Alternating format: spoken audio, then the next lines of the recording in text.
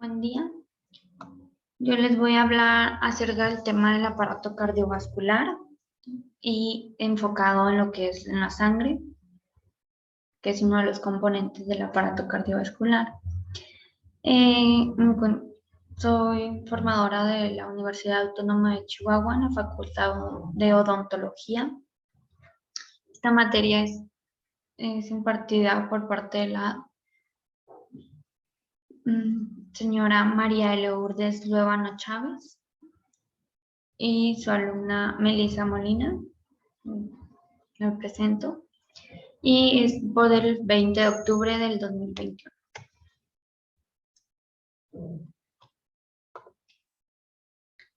Primero que nada vamos a hablar sobre la sangre y la homeostasis. La sangre contribuye a lo que es la homeostasis por medio de un transporte de oxígeno, dióxido de carbono, nutrientes, hormonas, hacia y desde las células al cuerpo. Como lo tenemos aquí en la imagen, se muestra lo que es un capilar, que también funciona como un vaso sanguíneo, donde por medio de aquí contiene lo que es la sangre, de lo que está compuesta por el plasma, vamos a tener eritrocitos, vamos a tener glóbulos blancos, y pues aquí las células de los tejidos se van a intercambiar materiales con el plasma intersticial, y aquí tenemos lo que es el plasma intersticial.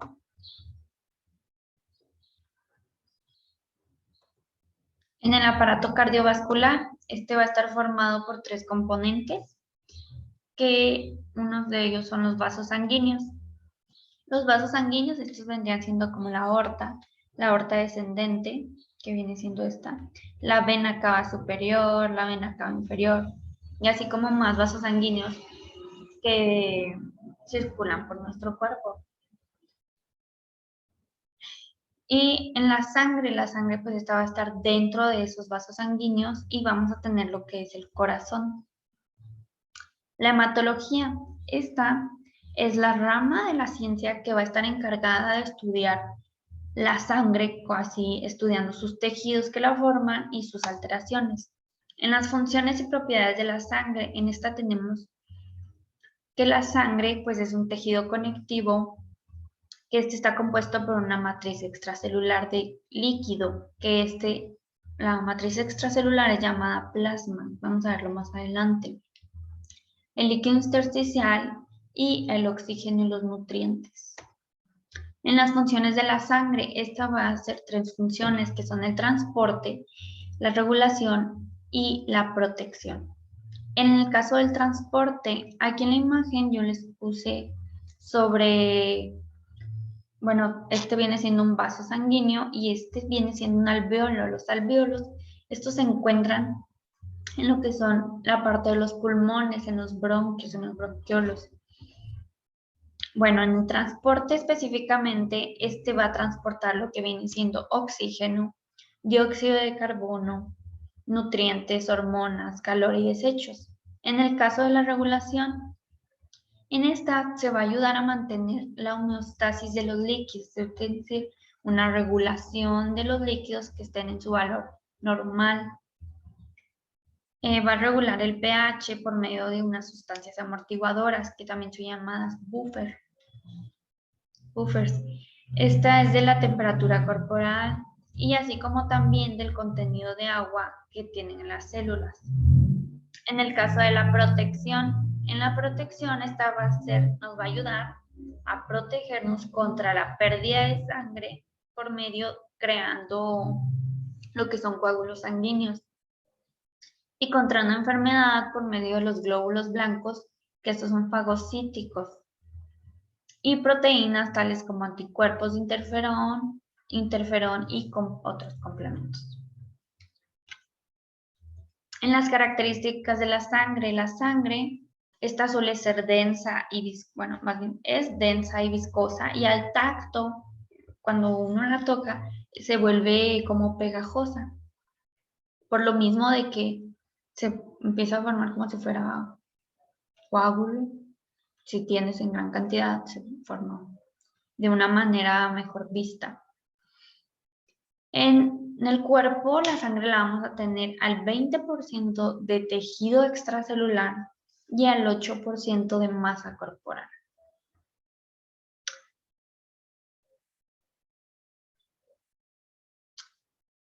Y en el volumen sanguíneo, tenemos diferente en los hombres y en las mujeres.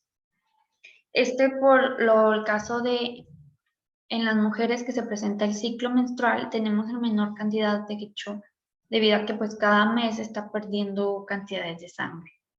En el caso de los hombres se va a tener de 5 y 6 litros y en las mujeres de 4 y 5 litros de sangre. Esto es en un hombre o una mujer adulta. Son cantidades de un promedio normal. Los componentes de la sangre va a estar compuesta por dos, que el primero sería el plasma, que como les habían mencionado, el plasma es una matriz extracelular líquida, acuosa, que contiene sustancias disueltas.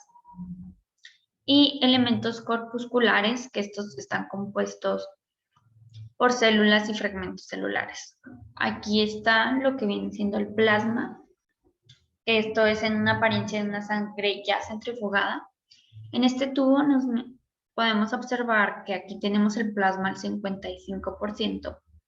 Los glóbulos rojos, que vienen siendo esta parte de aquí, ya están al 45%.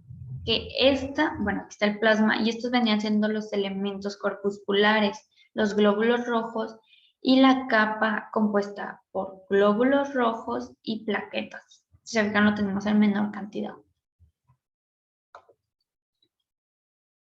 De una forma más detallada, aquí tenemos lo que es la sangre, que la vamos a tener al 8%, y otros líquidos, tejidos, que estos van a estar al 92%. Esto es en lo que viene siendo en total en el cuerpo.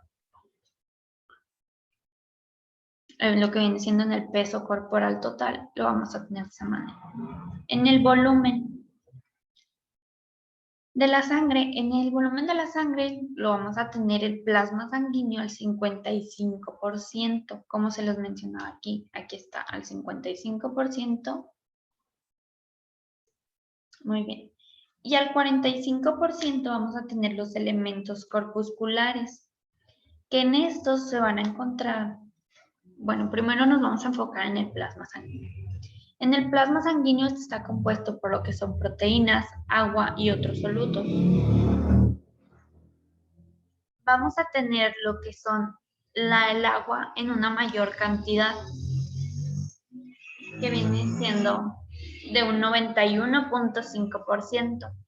Las proteínas en un 7%, donde se van a ubicar las albuminas, globulinas y fibrinógeno. Las albuminas vamos a tener las que van a ser las que están más altas.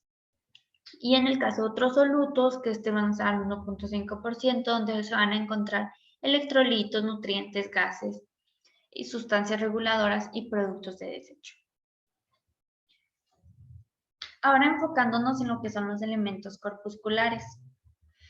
Estos los vamos a tener el número de estos los vamos a presentar en micrómetros.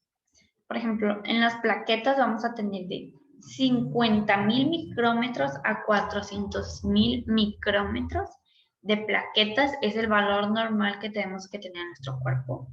Los glóbulos blancos, que estos van a estar de 5.000 a 10.000 micrómetros en nuestro cuerpo. Y en los glóbulos rojos, que estos son de 4.8 a 5.4 millones de micrómetros.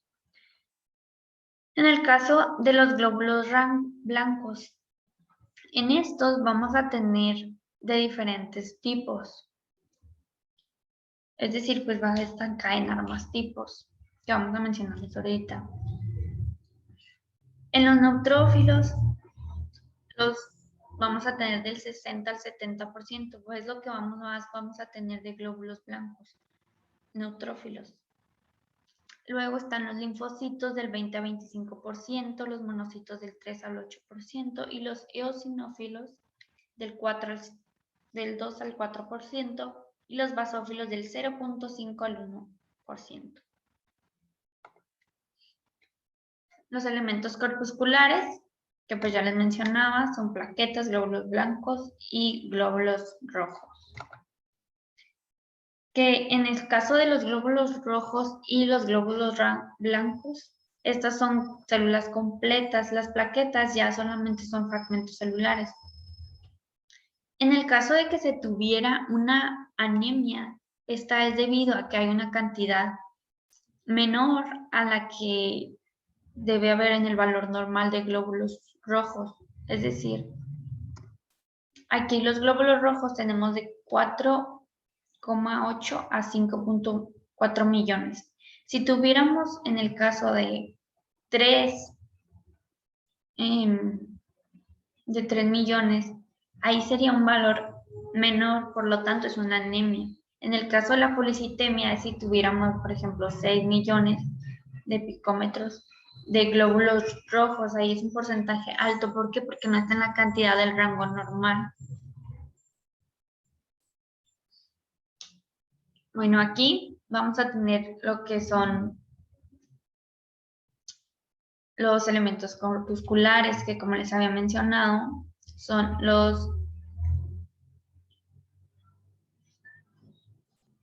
se ve mejor aquí.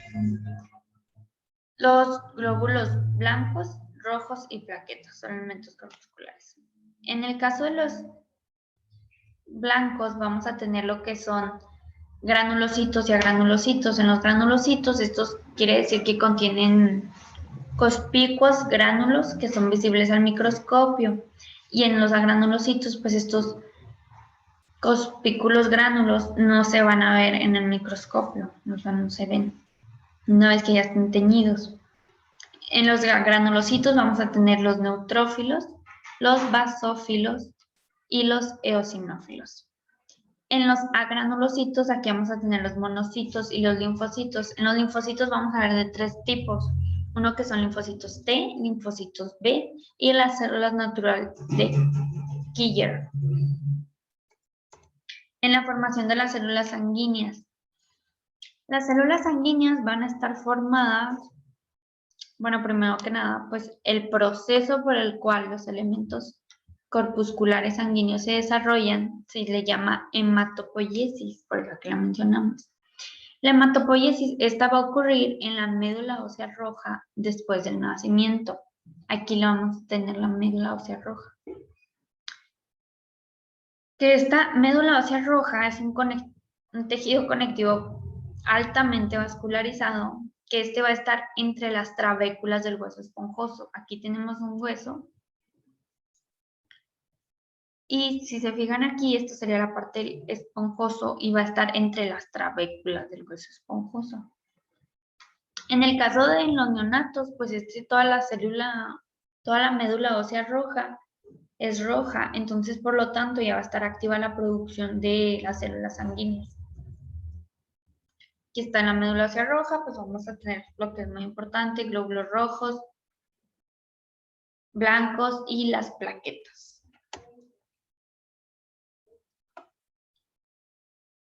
Bueno, aquí más detallado. Por la médula ósea roja, esta va a derivar una célula llamada células mesenquimatosas, que también son llamadas células madre pluripotenciales, que son estas de aquí. Células madre pluripotenciales, así como también son llamadas stem cells o hemocitoblastos, que estos se van a diferenciar en diferentes tipos celulares, como lo tenemos aquí. Se va a diferenciar en lo que son, bueno, se van a transformar, van a producir 2 tipos de células madre, que estas van a tener la capacidad de poderse transformar en otras células. Y van a ser varios. Aquí vamos a tener lo que son las células madre pluripotenciales, que se van a transformar en células madre mieloides y células madre linfoides. Para formar las células sanguíneas, las células madre pluripotenciales, bueno, se forman en célula madre mieloide. Vamos a enfocarnos primero en esa.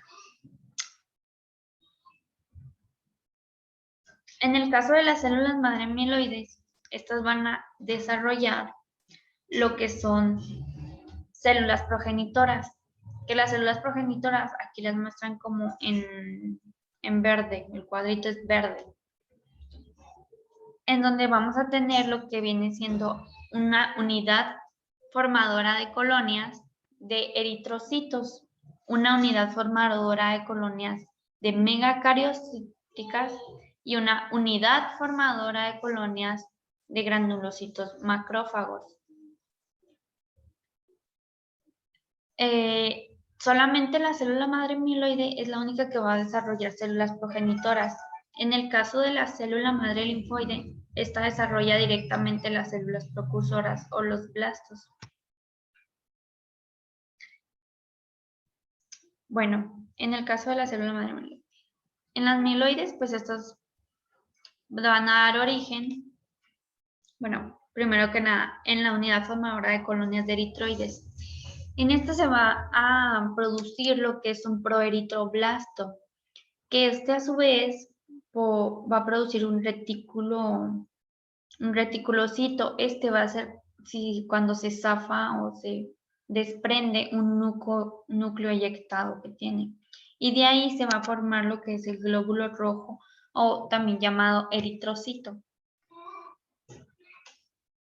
Que este pues viene de la unidad formadora de colonias de eritroides, de ahí va a proeritroblasto, de ahí es reticulocito y al final es glóbulo rojo. Bueno, ahora en la célula progenitora de la unidad formadora de colonias megacariocíticas, que viene siendo esta. Esta nos va a producir lo que es un megacardioblasto, que es la célula precursora, va a ser el megacardioblasto. De ahí produce un megacariocítico y por último unas plaquetas o llamados trombocitos. Si se fijan, estos son presentados como los elementos formes de la sangre circulante. Todos los que tenemos aquí en azul son las células precursoras. Bueno, otra célula madre mieloide que esta va directamente, va a ser lo que forma el mastocito. Este no va a pasar por células progenitoras ni por precursoras. Este va directamente a ser mastocito. Que si se fijan, este está en rosita, quiere decir que esta ya es una célula tisular. Ahora en la unidad formadora de colonias de granulocitos o macrófagos. Aquí es donde, bueno, todos estos ya forman parte de lo que son los glóbulos blancos. Se fijan aquí, se dividen en lo que son los leucocitos granulares y los leucocitos agranulares. Bueno, vamos a ver. En la célula madre mieloide se van a desarrollar una unidad formadora de colonias de granulocitos macrófagos, que esta va a ser la célula progenitora. Va a desarrollar unas células precursoras, que primero vamos a tener lo que es el mieloblasto, eosinófilo, que este va a producir lo que es un eosinófilo. Vamos a tener el mieloblasto, basófilo, que este produce un basófilo, el mieloblasto, que produce un neutrófilo. De estos tres, eosinófilo, basófilo y neutrófilo, son los leucocitos granulares. ¿Por qué? Porque sí se pueden ver sus granulocitos, esos son esos puntitos que tienen. En el caso del monoblasto, este no es el último, pero este ya pertenece a los leucocitos agranulares porque no presenta gránulos. Y del monocito vamos a tener lo que es un macrófago, que este ya sería la célula tisular. Ahora en la célula madre linfoide. La célula madre linfoide, esta va a producir directamente células precursoras o blastos, que son el linfocito T, B y el natural de Killer. En el caso del linfocito T, este va a producir lo que es un linfocito T o célula T.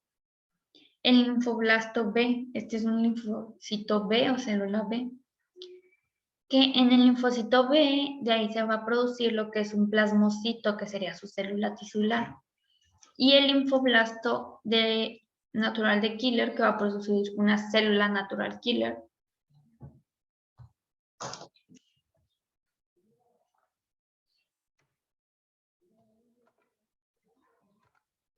Bueno, ahora les voy a empezar a hablar sobre los glóbulos rojos. Los glóbulos rojos, o también conocidos como eritrocitos, estos van a contener una proteína transportadora de oxígeno, que viene siendo la hemoglobulina. Bueno, en el caso de los eritrocitos, estos son discos, como muestra aquí, bicóncavos. ¿Por qué? Porque tienen esta parte de aquí donde no tiene un núcleo, es bicóncavo. Entonces, su diámetro va a ser aproximadamente de aquí a aquí, aproximadamente 7 a 8 picómetros. En el caso de los eritrocitos maduros, estos tienen una estructura simple.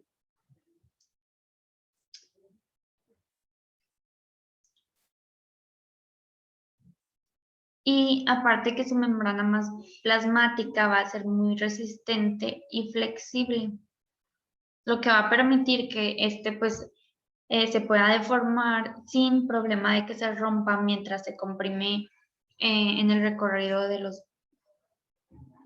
los capilares estrechos. Bueno, los glóbulos rojos, estos pues están especializados o tienen su función del transporte. Dado que los glóbulos rojos maduros no tienen un núcleo, todo su espacio interno va a estar disponible para la función de transportar oxígeno. Y como carecen de mitocondrias y generan ATP, que es adenosintrifosfato en forma anaeróbica, es decir, sin oxígeno, no utilizan nada de lo que transportan. Cada glóbulo rojo tiene alrededor de 280 millones de moléculas de hemoglobina. Una molécula de hemoglobina, esta consiste en una proteína llamada globina, que está compuesta, aquí está una molécula de hemoglobina, que esta va a estar compuesta por la proteína, por 4 cadenas polipeptídicas. Aquí las tenemos, 4 cadenas polipeptídicas. Que 2 vienen siendo cadenas alfa y 2 cadenas beta. Y un pigmento no proteico de estructura anular, que es llamado el grupo hemo. La reacción entre el hierro y el oxígeno se va a revertir. Así que la hemoglobina va a liberar lo que es oxígeno. Va a liberar lo que es oxígeno, el cual se va a difundir primero al líquido intersticial y luego de ahí hacia las células. Los glóbulos rojos, estos también contienen una enzima anidrasa lo que va a hacer es que cataliza la conversión de dióxido de carbono y agua en el carbónico. Bueno, el ciclo vital de los glóbulos rojos. Aquí pues tenemos lo que son los glóbulos rojos, muertos y fagocíticos. Entonces, lo que va a pasar es que los macrófagos del vaso,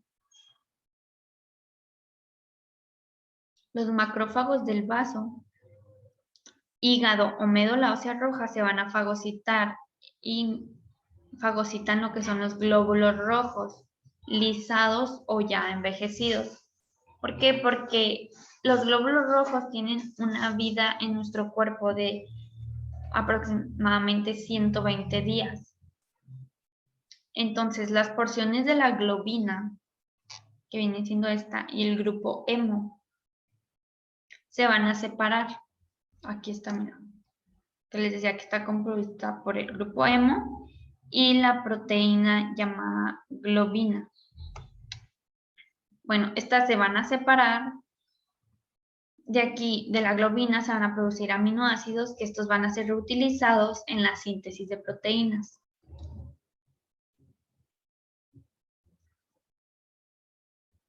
Porque la globina pues se va a degradar. En el caso del grupo hemo, En las porciones de la globina y del hemo pues se separan. La globina crea los aminoácidos. Ahora, el grupo hierro. El hierro se elimina la porción del hemo en la forma, o sea, del hemo se va a eliminar la forma y se va a asociar a lo que es una proteína plasmática llamada transferina, que este es un transportador intravascular de fierro 3, por eso lo tenemos aquí. Y este viene siendo el hígado. De ahí, en las fibras musculares o las células hepáticas y macrófagos del vaso e hígado, el fierro más 3 va a liberar lo que es la transferina y se va a asociar a una proteína llamada ferritina, que viene siendo esta de aquí.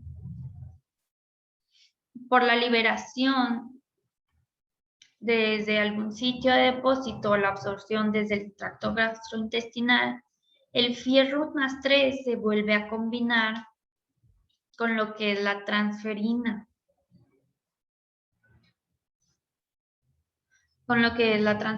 Ahora, el complejo de hierro más 3, transferina, este va a ser transformado a lo que es la célula ósea roja, que es hacia acá, donde las células precursoras de los glóbulos rojos lo van a captar por medio de endocitosis, mediada por unos receptores que para su uso son en la síntesis de la hemoglobina. Aquí tenemos la globina. Y aquí nos menciona sobre la vitamina B12, que la vamos a ver más adelante. La eritropoyetina. Bueno, en el caso de la eritropoyesis en la médula ósea roja, esta va a inducir a la producción de glóbulos rojos, los cuales, aquí está, nos va a inducir hacia los glóbulos rojos, los cuales van a entrar a la circulación, que esta es a partir de aproximadamente 120 días.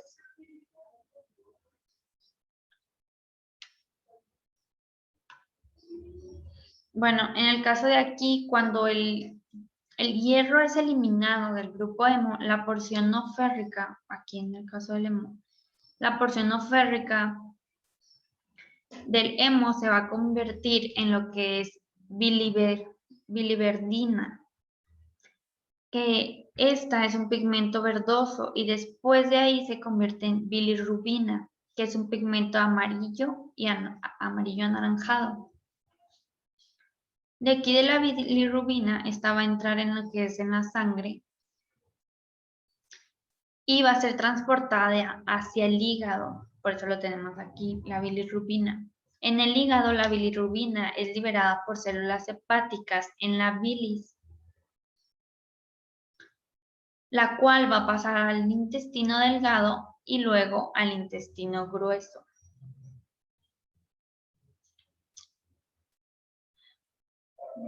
En el intestino grueso, las bacterias van a convertir la bilirrubina en un urobilinógeno. Aquí está bilirrubina. Se va a convertir en un urobilinógeno. Y por parte del urobilinógeno, este se va a reabsorber hacia la sangre y se va a convertir en un pigmento amarillo, que es llamado urobilina y se va a excretar en la orina. Aquí está, urobilina y se excreta en la orina. La mayor parte del urobilinógeno va a ser eliminada por medio de las heces, que está en forma de un pigmento marrón llamado estercobilina, que le va a dar a la materia fecal su color característico.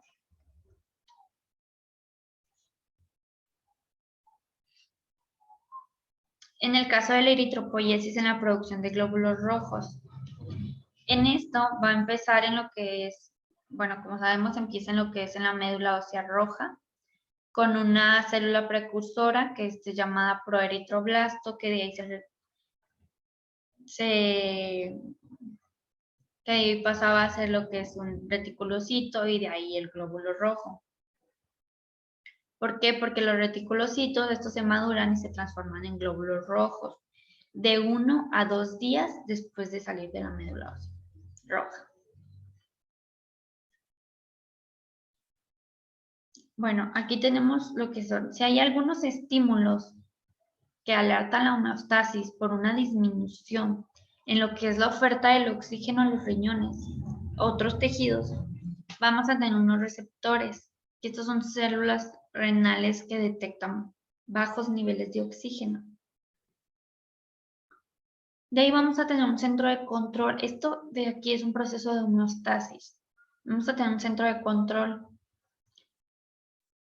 ¿Por qué? Por un aumento de la eritropoiesis secretada en la sangre, donde los proeritroblastos de la célula ósea roja van a madurar más rápido para poder dar los reticulocitos. Si más reticulocitos entran en la sangre, vamos a tener los efectores, que va a ser la mayor cantidad de glóbulos rojos en la sangre. Así produciendo un aumento en la oferta de oxígeno en los tejidos. Y de ahí pues se retorna a la homeostasis cuando la entrega de oxígeno a los riñones aumenta hasta niveles normales. Este es en caso de los riñones solamente.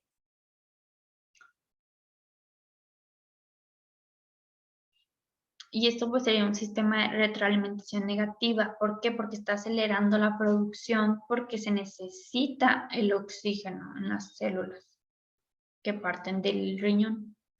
La deficiencia celular de oxígeno, esta es llamada una hipoxia y puede aparecer si el oxígeno que ingresa a la circulación es demasiado escaso. Ahora vamos a ver lo que son los glóbulos blancos. Estos también pues son llamados leucocitos. Aquí tenemos en la imagen un glóbulo blanco. Estos tienen un núcleo y tienen otros orgánulos. Estos se clasifican como granulares y agranulares, dependiendo si tienen gránulos citoplásmicos notables llenos de sustancias químicas que son visibles por técnicas de tinción. Aquí lo notamos.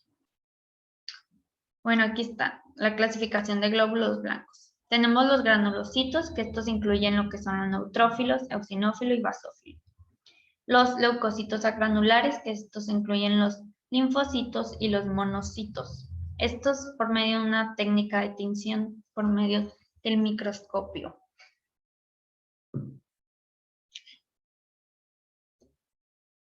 Bueno, en el caso de los neutrófilos, si se fijan, los neutrófilos son más pequeños que los demás. Aquí están. Estos se van a distribuir en una forma de pareja y van a tener un color violeta claro. Su núcleo se presenta de 2 a 5 lóbulos, por ejemplo, 1, 2, 3, 4, 5, de 2 a 5 lóbulos, que van a estar conectados por finas hebras de cromatina. Aquí se ve muy delgadamente. En los eosinófilos, estos tienen gránulos grandes y uniformes. Aquí están los eosinófilos, que estos tienen un núcleo, el cual solamente muestra 2 lóbulos conectados, sería este, aquí y este, por una gruesa herna cromática, que sería esta parte de aquí.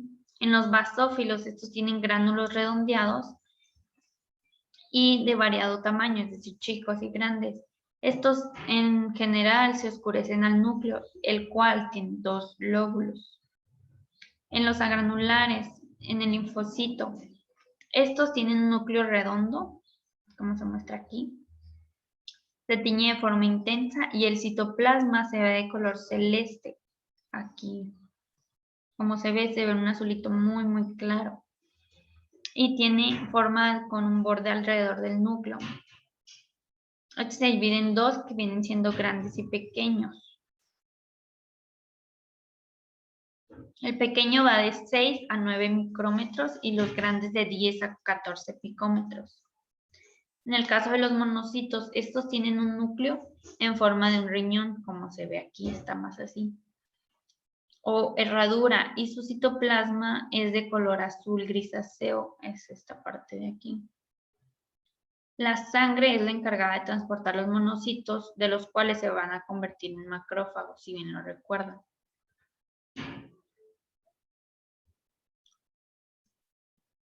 Bueno, en las funciones de los glóbulos blancos. Los glóbulos blancos, pues en general, se encargan de combatir los microbios y toxinas a través de la fagocitosis o la respuesta inmunitaria.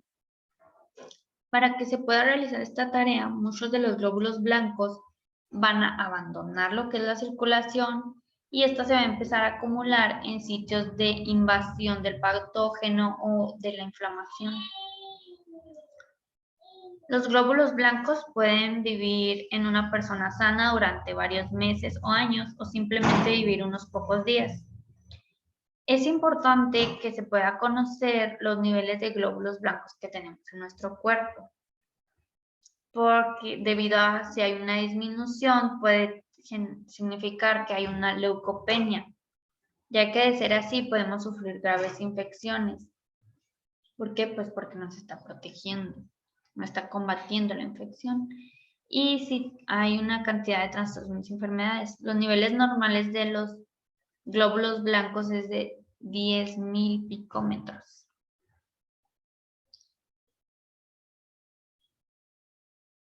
En lo que son los neutrófilos. En los neutrófilos vamos a tener, la función de los neutrófilos, estos pueden ingerir bacterias y diseños de la materia inanimada. Además, son los que más rápido responden a la destrucción tisular por parte de las bacterias. En los basófilos, estos van a liberar gránulos que se van a encargar de intensificar la reacción inflamatoria y están implicadas en lo que son las reacciones alérgicas. Los eosinófilos, estos dejan los capilares y luego van a entrar al líquido tisular. Esto es para liberar enzimas y otras sustancias para combatir la inflamación durante unas reacciones alérgicas. En el caso de los monocitos, estos van a destruir los microbios y limpian los restos tisulares mediante fagocitosis tras una infección. En el caso de los linfocitos, que tenemos los T, los B y la célula natural de Killer. Los linfocitos son más destacados en el sistema inmunitario porque estos, al dividirse en tres, que vienen siendo los linfocitos B, que estos se van a encargar de la destrucción de las bacterias e inactivación de las toxinas. Los células natural de Killer, que van a atacar un virus, bacterias, células cancerosas o células trasplantadas y las citosílicas naturales, que estas atacan, que vienen siendo estas atacan ampliamente la variedad de microbios infecciosos y células tumorales. En el caso de las plaquetas estas viene siendo esta de aquí, que estas son fragmentos de células muy grandes de la médula ósea, que son llamadas megacariocitos, de ahí vienen. Como se muestra aquí, que era el megacarioblasta que produce un megacariocito y de ahí se producen las plaquetas o trombocitos, que todo se da bajo la hormona de la trombopoyetina. Las plaquetas se liberan desde los megacariocitos en la célula ósea roja y después van a entrar en la circulación.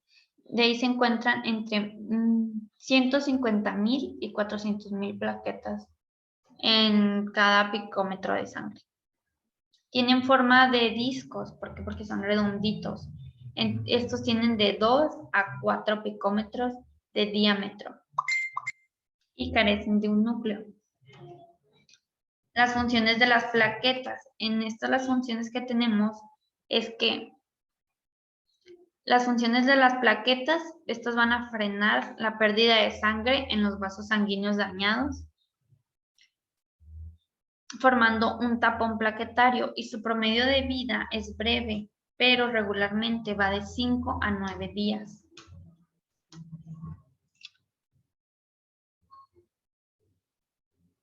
En el caso de los trasplantes de las células madre de la médula ósea y de la sangre del cordón umbilical. El trasplante de médula ósea es la situación de la médula ósea roja, anormal o cancerosa, por una médula sana con el fin de que se logren recuentos normales de células sanguíneas.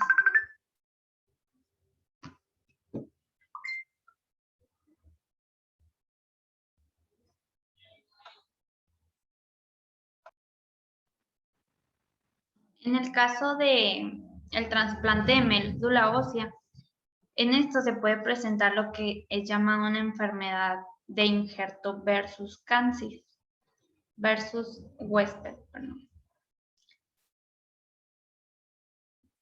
Que esta es debido a que existen varios inconvenientes. Uno de ellos es que se puede ser que las células T, de linfocitos T, del receptor ataquen a lo que son las células que se trasplantaron al donante, o bien que las células T del donante, o sea, las que tienen donante, ataquen a los tejidos del receptor, que esto, pues como les digo, es llamado una enfermedad de injerto versus huésped, porque están como en contra. Y otro inconveniente es que algunos de estos pacientes, como deben de tomar fármacos inmunosupresores de por vida, pues estos fármacos lo que hacen es que reducen la actividad del sistema inmunitario, los cuales aumentan un riesgo de infección. Y este puede producir así como una fiebre, dolores musculares, dolores de cabeza, náuseas, depresión, hipertensión arterial, insuficiencia renal y hepática, como otros.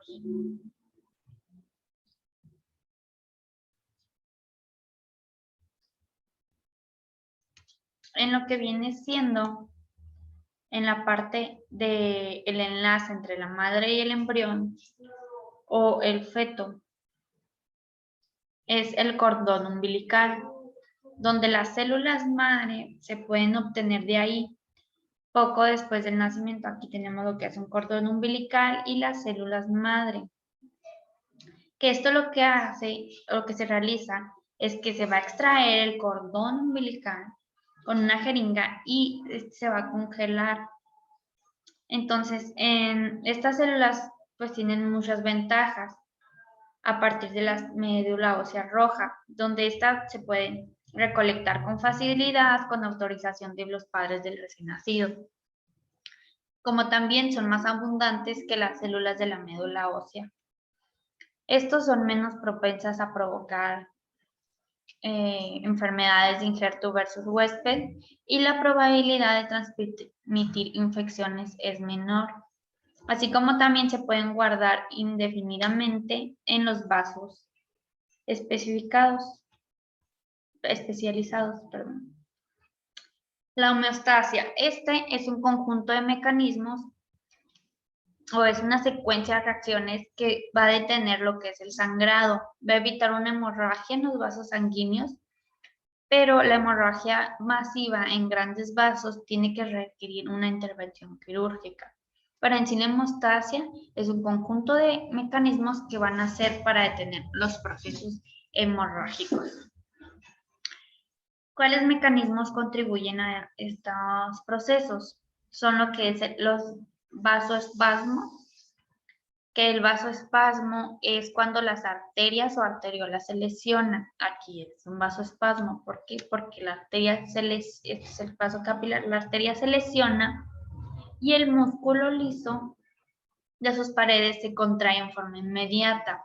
Mediante este proceso se va a reducir la pérdida de sangre. Aquí está, el vaso se contrae. Entonces se reduce la pérdida de sangre durante varios minutos y hasta varias horas, que sería el tiempo en el cual los mecanismos hemostáticos se ponen en marcha. Otro mecanismo es la formación del tapón plaquetario. Aquí lo tenemos. Y la coagulación, que sería este, donde tenemos una malla de fibrina que estabiliza el coágulo. El tapón plaquetario. Este lo que va a hacer es que un tapón plaquetario pues, puede detener por completo la pérdida de sangre sin el orificio en el vaso sanguíneo. Si el orificio del vaso sanguíneo es suficientemente pequeño, o sea, si es muy pequeño se puede detener con tapón plaquetario, no es necesario más. Pero primero vamos a tener lo que es muy efectivo en la prevención de la pérdida de sangre en un vaso pequeño. Aunque al principio el tapón plaquetario es poco sólido se vuelve bastante firme al ser reforzado por las hebras de fibrina, que estas van a estar formadas durante la coagulación.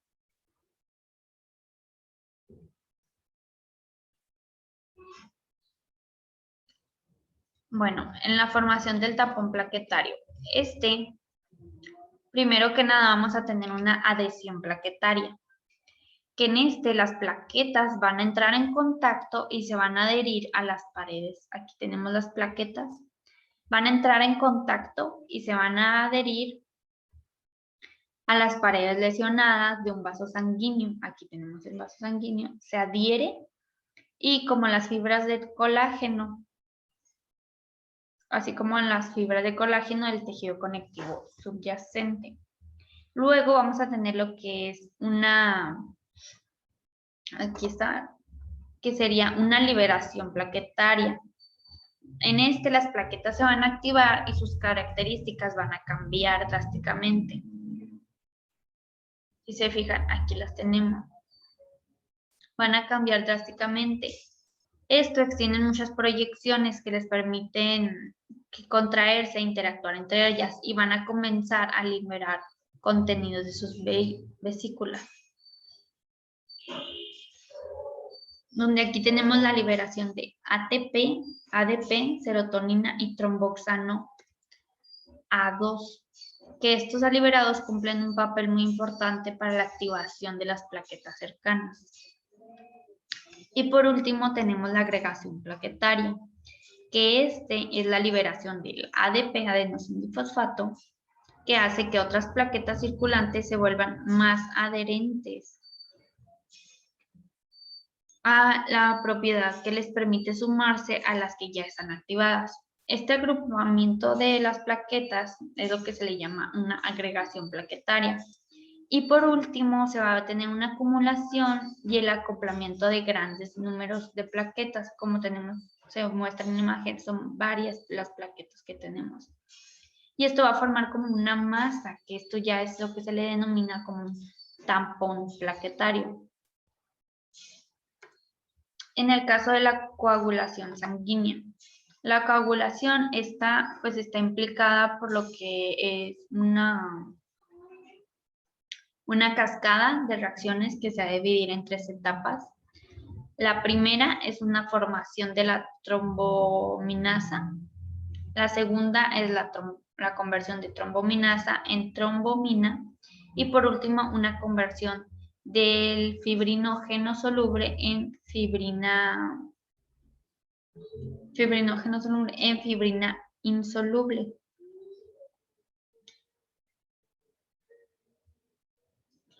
El coágulo, la coagulación. Bueno, esta va a empezar primero que nada por tipos de vías. Que vamos a tener primero lo que son la vía extrínseca, intrínseca y la vía común. En la vía extrínseca, esta se debe a que una proteína tisular llamada, aquí ¿cómo se llama? Traumatismo tisular, es llamada factor tisular, FT, también conocido como tromboplastina. Esta se va a filtrar en las células del exterior de los vasos sanguíneos, por eso es que son extrínsecas, porque van a estar al exterior. De ahí van hacia la sangre, donde entra el calcio. Se ha activado y va a entrar a la sangre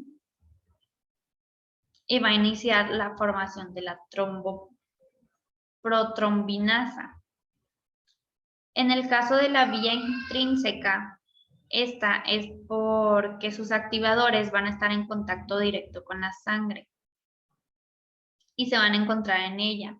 No es necesario que el tejido circundante esté lesionado.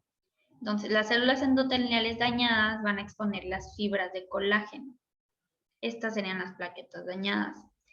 De ahí van a ver una activación de las plaquetas activadas, donde pasan a los fosfolípidos plaquetarios.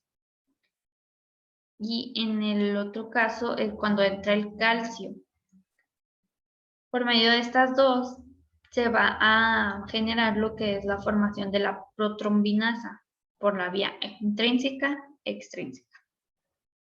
De ahí se pasa a la vía común. Que la vía común la vamos a tener por la formación de la protrombinasa, que esta es el inicio de la vía común. En una segunda etapa de la coagulación sanguínea, la protrombinasa y el calcio, aquí está la protrombinasa y el calcio, van a catalizar la conversión de la protrombina, que esta se va a formar en lo que es la trombina. En la trombina va a haber una presencia de calcio, que esto va a convertirse en fibrinógeno y soluble, y el cual se va a convertir en hebras de fibrina laxas, que ahí van a pasar a lo que son las hebras de fibrina consolidasas.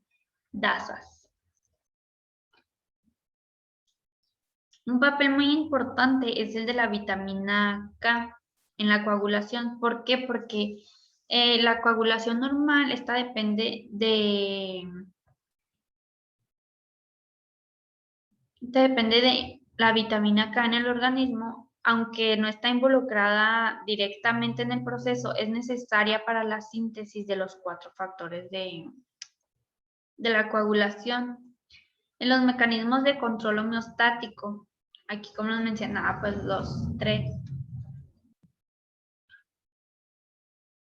En estos vamos a tener un sistema fibrinolítico, que va a ser ya el último, cuando ya tenemos el coágulo. Que este se disuelve, los coágulos pequeños e inadecuados, y también los localizados en sitios dañados. Una vez que ya se concluyó la reparación, la disolución del coágulo se denomina fibrinólisis, es decir, cuando se repara el daño del vaso, que ya no hay coágulo, y es lo que es una fibrinólisis. Aquí donde tenemos ya el proceso todo completo, desde los 3, va a haber una hemostasia primaria cuando tenemos el tapón plaquetario. Va a pasar a una hemostasia secundaria cuando tenemos el coágulo de fibrina. Y por último, la fibrinólisis. Ahora los grupos sanguíneos y los tipos de sangre. Primero que nada, lo que es un grupo ABO, que este es el sistema del grupo sanguíneo que se usa para indicar la presencia de uno o de ambos o de ninguno de los antígenos A y B en los eritrocitos.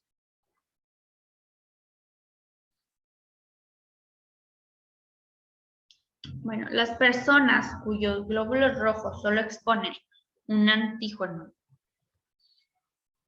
a aquellos, bueno, tenemos estos grupos de sangre, que es el grupo A, el B, el AB y el grupo O. Aquí tenemos nuestros glóbulos rojos. En el caso del grupo A tenemos lo que sería un antígeno A, que este crea un anticuerpo anti-B. En el grupo B tenemos un antígeno B con un anticuerpo anti-A. El AB tenemos un antígeno A y B, que no hay anticuerpos. En el grupo O no hay antígenos, y en anticuerpos tenemos anti-A y anti-B. Los sistemas de ABO y RH, estos van a estar determinados genéticamente y se basan en respuestas de antígeno-anticuerpo.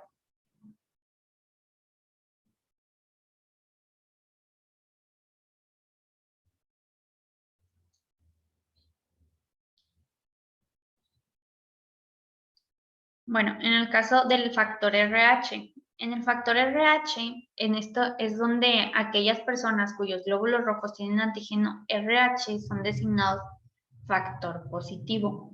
Los que carecen de antígenos RH se designan RH negativo. Cuando se saca la sangre que se centrifuga, para poder conocer el tipo de sangre necesitamos poner estos sueros en ellas para saber qué tipo de sangre es y si es un factor negativo o positivo. vamos a poner en la sangre no tratada con suero anti-A, aquí tenemos, y con suero anti-B, aquí está. Entonces nos está diciendo que es un suero de tipo de sangre A. ¿Por qué? Porque aquí sí se llama así porque es descubierto en la sangre. Bueno, el factor RH se llama así porque es descubierto en la sangre del monoreus.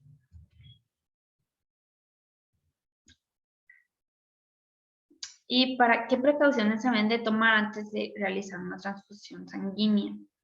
Antes de la transfusión sanguínea, se tipifica la sangre del receptor y después se va a compatibilizar con la del donante potencial o se busca la presencia de anticuerpos.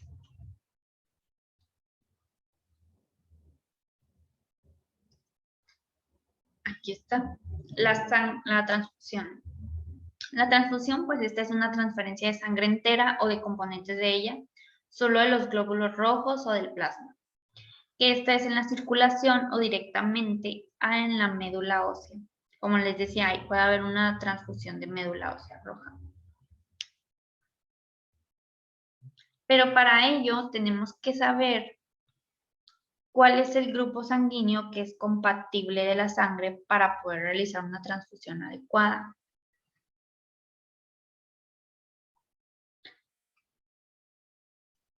Bueno, primero que nada, se van a realizar pues las precauciones antes de eso y se va a realizar una transfusión. Se van a mezclar las gotas de sangre con diferentes antisueros, que serían estos sueros, para poder, así con una gota de sangre se combina con suero anti-A que contiene anticuerpos anti-A, los que van a aglutinar glóbulos rojos con antígenos A. Luego, otra gota de sangre se va a mezclar, por ejemplo, aquí lo tenemos, otra gota de sangre se va a mezclar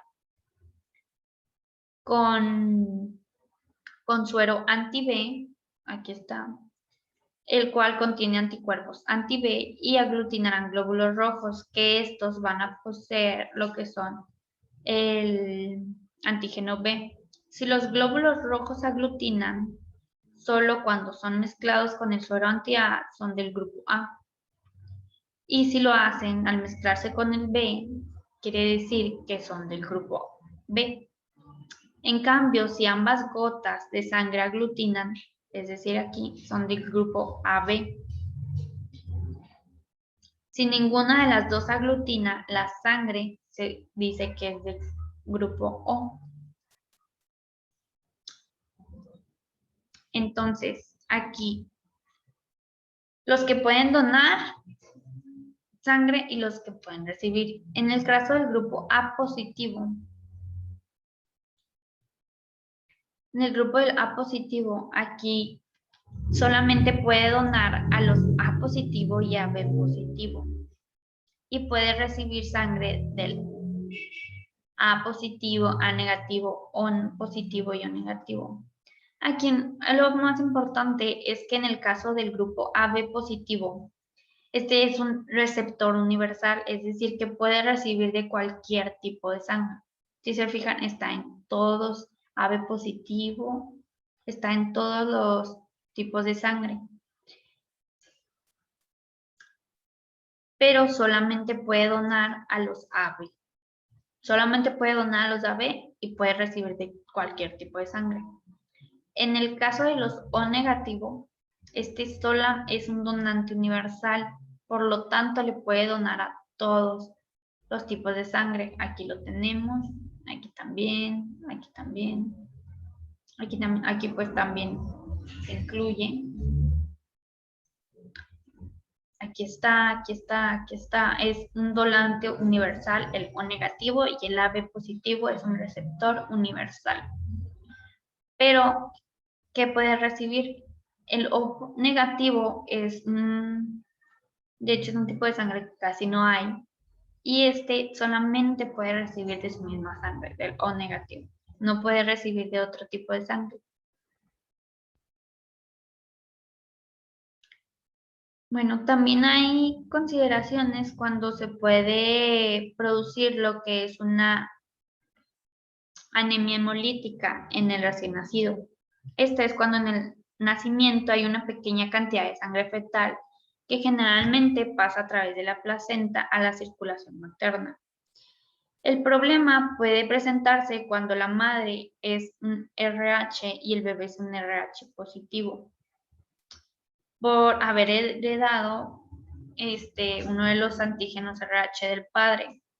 Entonces, tras la exposición del antígeno RH, el sistema inmune de la madre va a responder produciendo lo que son anticuerpos anti-RH.